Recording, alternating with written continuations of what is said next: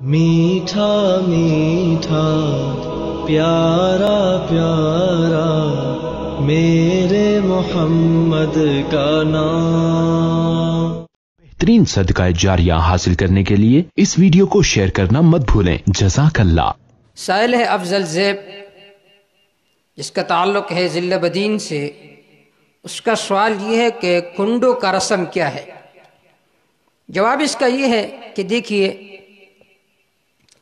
جب رجب کا مہینہ آ جاتا ہے تو یہ بات ذہن میں رکھے کہ رجب ان 4 مہینوں میں سے ہے جن کو اللہ تعالیٰ نے حرمت والے مہینے قرار دیا، اور جناب رسول اللہ صلی اللہ علیہ وسلم کا عمل جیتا۔ جب رجب کا مہینہ آتا تو آپ صلی اللہ علیہ وسلم دعا فرماتے، اللہم بارک لنا فی رجب و شعبان وبلغنا رمضان۔ اے اللہ، ہمیں رجب میں، شعبان میں برکت نصیب فرما اور رمضان تک پہنچا دے ہمیں۔ مگر بدقسمتی سے بعض لوگوں نے اس کی حرمت اور فضیلت کو نظر انداز کر کے اس کے ساتھ کچھ ایسی رسمیں وابستہ کر لی ہے جن کے اسلام سے دور کا بھی واسطہ نہیں ہے۔ انہی رسموں میں سے ایک رسم کنڈا بھی ہے، جو رجب کے 22 تاریخ کو منائی جاتی ہے۔ اس رسم کی حقیقت کیا ہے، اس کی ابتدا کب ہوئی اور کیوں ہوئی، یہ ایک تفصیلی موضوع ہے جس کے پیچھے معاویہ رضی اللہ تعالی عنہ کی دشمنی کا ایک پر اسرار تاریخ ہے۔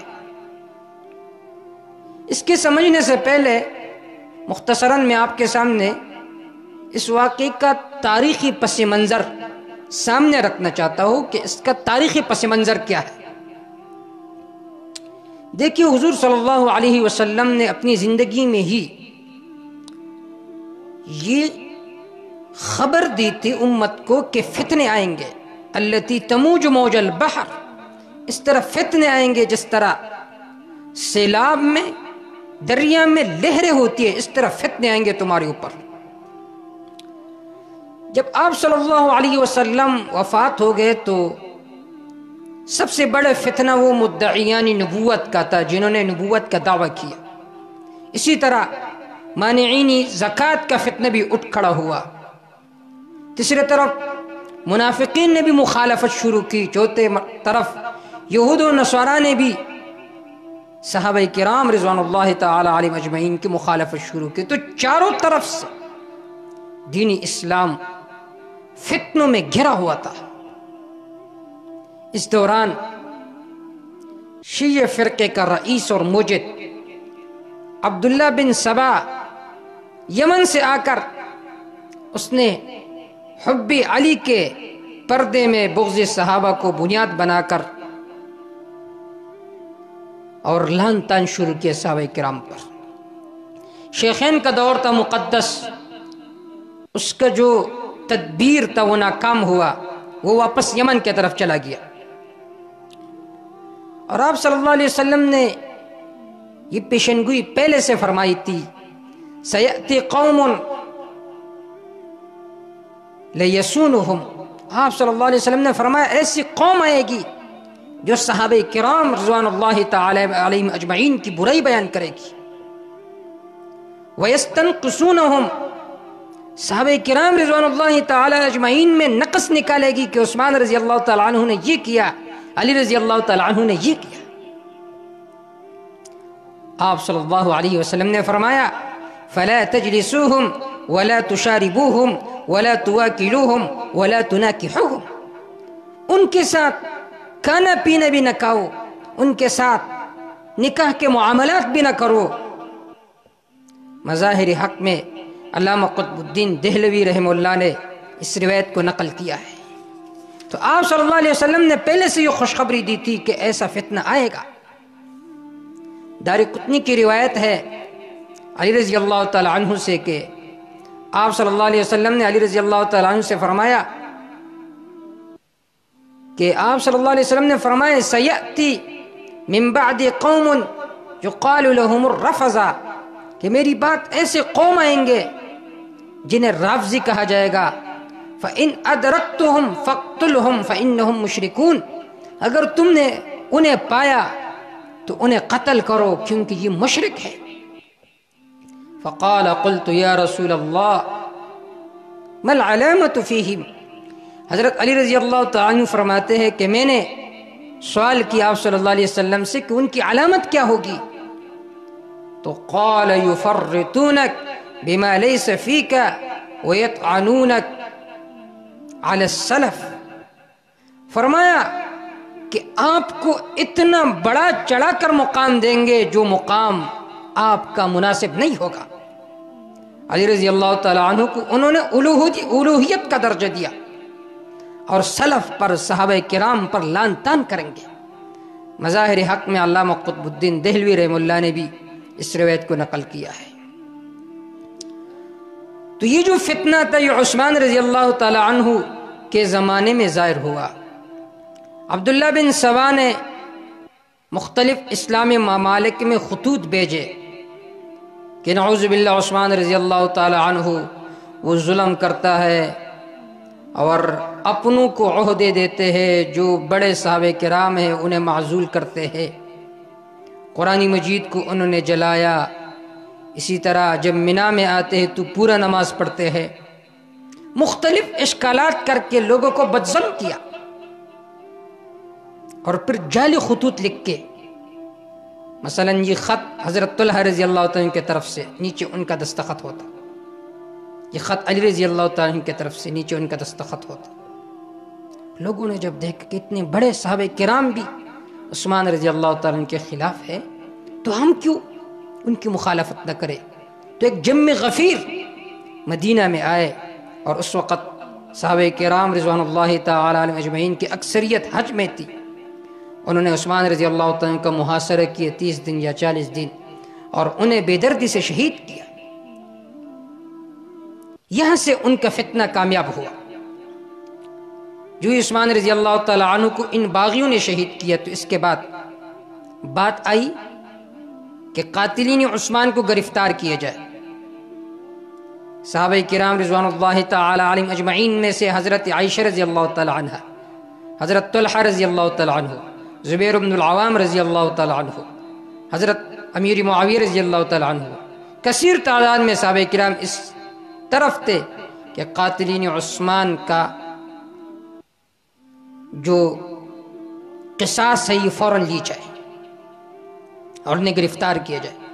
دوسری طرف علی رضی اللہ عنہ فرماتے تھے کہ ابھی حکومت مستحکم نہیں ہے، تھوڑا سا مستحکم ہو جائے تو بدلہ لے لیں گے۔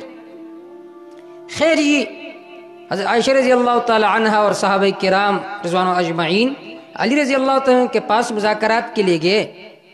جب رات میں آخری شب ہوا تو ان منافقین نے، جو عبداللہ بن سبا کی جماعت تھی، عائشہ رضی اللہ تعالیٰ عنہ کی جماعت پر بھی تیر برسانا شروع کیا، دوسرے طرف علی رضی اللہ عنہ کی جماعت پر بھی تیر برسانا شروع کیا، اور وہ سمجھے کہ شاید علی رضی اللہ عنہ کی جماعت ہم پر تیر برسا رہے ہیں، اور دوسرے طرف علی رضی اللہ عنہ کی جماعت یہ سمجھ بیٹھی کہ امیر معاویہ رضی اللہ عنہ کی جماعت ہم پر تیر برسا رہے۔ اس بدگمانی کی وجہ سے صحابہ کرام آپس میں لڑ پڑے، کثیر تعداد میں اس جنگ جمل میں صحابہ کرام شہید ہو گئے۔ تو یہاں پر یہ جو جنگ جمل شروع ہوا، ان میں بھی جو بنیادی کام تھا، کردار تھا، وہ عبداللہ بن سبا کی جماعت نے ادا کی۔ اس طرح جنگ صفین، یہ جنگ بھی جو واقع ہوا مسلمانوں کے درمیان، اس کا بنیادی سرکردہ وہ عبداللہ بن سبا تھا۔ اور پھر جب علی رضی اللہ تعالیٰ کو شہید کیا گیا تو علی رضی اللہ تعالیٰ عنہ کو بھی انہوں نے شہید کیا، عبداللہ بن سبا کی جماعت نے شہید کیا۔ اس کے بعد حضرت حسن رضی اللہ تعالیٰ عنہ 6 مہینے انہوں نے خلافت کی، لیکن اس 6 مہینوں میں انہوں نے حسن رضی اللہ تعالیٰ عنہ کو اتنا تکلیف دی، اتنی مصیبتیں دی کہ ان کے خیمے پر حملہ کیا، ان کے مال کو لوٹ لیا، ان کو زخمی کیا۔ خود احتجاج طبرسی میں ہے، زید بن وہب جوہانی اس کی روایت ہے، وہ فرماتے ہیں کہ حضرت حسن رضی اللہ تعالیٰ نے قسم کا کر فرمایا، آرا واللہ معاویہ خیر لی من ہؤلاء یزعمون انہم لی شیعہ، کہ اللہ کی قسم معاویہ رضی اللہ تعالیٰ عنہ میرے لیے ان شیعوں سے بہتر ہے۔ یہ تو گمان کرتے ہیں کہ ہم حسن کے محبین ہیں، لیکن ابتغوا قتلی، انہوں نے میرا قتل کے بھی ارادہ کیا، وانتہبوا ثقلی واخذوا مالی، میرا مال اسباب انہوں نے لوٹ لیا، تو یہ میرے کیسے محبین ہو سکتے ہیں؟ پھر کہنے لگے واللہ لأن اخذ من معاویۃ عہدا احقن به دمی فآمن به فی اہلی خیر من ان یقتلونی، کہ مجھے یہ پسند ہے کہ میں معاویہ رضی اللہ عنہ کے ساتھ معاہدہ کروں تاکہ میری خون اس کے وجہ سے محفوظ ہو جائے، کیونکہ یہ جو شیعہ اور روافض ہے یہ مجھے مارنے پر درپے ہے۔ خود احتجاج طبرسی میں یہ واقعہ موجود ہے۔ ان کے بعد امیر معاویہ رضی اللہ تعالی عنہ وہ خلیفہ ہوئے۔ امیر معاویہ رضی اللہ تعالی عنہ ایک عظیم مدبر، ایک عظیم سیاستدان تھے۔ ان کی فراست کو دیکھ کر حضرت فاروق اعظم رضی اللہ تعالی عنہ نے انہیں کسرائے عرب کا لقب دیا تھا۔ زمانے فاروقی سے شام کے عہدے گورنری پر آپ فائز تھے۔ معاویہ رضی اللہ تعالی عنہ نے ان کو چن چن کر قتل کیا، قاتلین عثمان کو، قاتلین علی کو، ان کو چن چن کر قتل کیا۔ ان پر ایسی حالت ہوئی کہ وہ چپ چپ کر بھاگ گئے۔ وہ خود اپنے آپ کو شیعان علی بھی نہیں کہہ سکتے تھے، جس کو بھی پاتے تھے تو اسے قتل کرتے تھے، کیونکہ یہ جو شیعان علی رضی اللہ تعالیٰ عنہ کی محبت کا سہارا لے کر صحابہ کرام کو قتل کرنا چاہتے ہیں۔ خود شیعہ ذاکرین ان کے کتب میں یہ بات موجود ہے، تاریخ اسلام ان کے کتاب ہے، صفحہ نمبر 33 میں ذاکر حسین جعفری وہ کہتا ہے شیعان علی کا مال و متاع ضبط کر لیا گیا، شیعان علی کو قتل کیا گیا، اور اس قدر ان پر ظلم کیے گئے کہ کوئی اپنے آپ کو شیعہ نہیں کہہ سکتا تھا۔ یہاں سے ان کے ایک بنیادی مذہب شروع ہوا تقیہ کا۔ شیعوں کے کتب میں ہے کہ تارک التقیۃ کافر، جو تقیہ کو چھوڑے وہ کافر ہے۔ جھوٹ شیعوں کا مذہب ہے۔ شیعہ آپ کو کہیں گے ہم صحابہ کو مانتے ہیں، شیخین کو مانتے ہیں، لیکن ان کی بات پر اعتماد نہ کرو۔ کیوں؟ تم اسے کہو تم جھوٹ بولتے ہو۔ اگر وہ کہتے ہم جھوٹ نہیں بولتے، تم انہیں کہو تم اپنی مذہب کے اصولوں کی وجہ سے تو کافر ہو گئے، کیونکہ تم کہتے ہو میں جھوٹ نہیں بولتا۔ اور شیعوں کے کتب میں ہے تارک التقیۃ کافر، جو تقیہ کو چھوڑے وہ کافر ہے۔ لہذا ایک بات کریں، لعنت بیچ خمینی پر کہ اس پر اللہ کی لعنت ہو، اس نے جو کتب لکھے ہیں اس وجہ سے وہ لعنت کا مستحق ہے۔ جو شیخین کو برا کہتا ہے وہ لعنت کے مستحق ہے، یہ لعنت کرو پھر ہم مان لیں گے تو جھوٹ بولتے یا نہیں بولتا۔ تو معاویہ رضی اللہ تعالیٰ کے زمانے میں یہ جو لوگ تھے یہ بہت زیادہ ڈر گئے تھے۔ جو ہی معاویہ رضی اللہ تعالی عنہ فوت ہو گئے تو ان پر ایک خوشی کی کیفیت طاری ہوئی۔ 22 رجب کو جب امیر معاویہ رضی اللہ تعالی عنہ اس دنیا سے تشریف لے گئے، ملت اسلامیہ کا عظیم مدبر، عظیم سیاستدان، تو انہوں نے گھروں میں خوشی شروع کی، مٹھائی تقسیم کی۔ اس وقت تو سامنے نہیں کر سکتے تھے کیونکہ صحابہ کرام کی کثیر تعداد میں لوگ موجود تھے۔ انہوں نے چپ چپ کر مٹھائی تقسیم کی۔ پھر بعد میں جو ہی زمانہ دور ہوتا چلا گیا تو آج یہ لوگ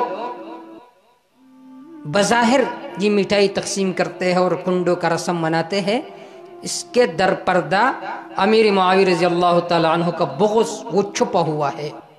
تو یہ ہے کنڈوں کا اصل حقیقت، اور یہ رسم کیوں شروع ہوئی؟ یہ صحابہ کرام رضوان اللہ تعالی علیہم اجمعین کی بغض کی وجہ سے یہ رسم شروع ہوا۔ اللہ امت مسلمہ کو ان جیسے رسوم سے محفوظ فرمائے۔ واللہ تعالی اعلم بالصواب۔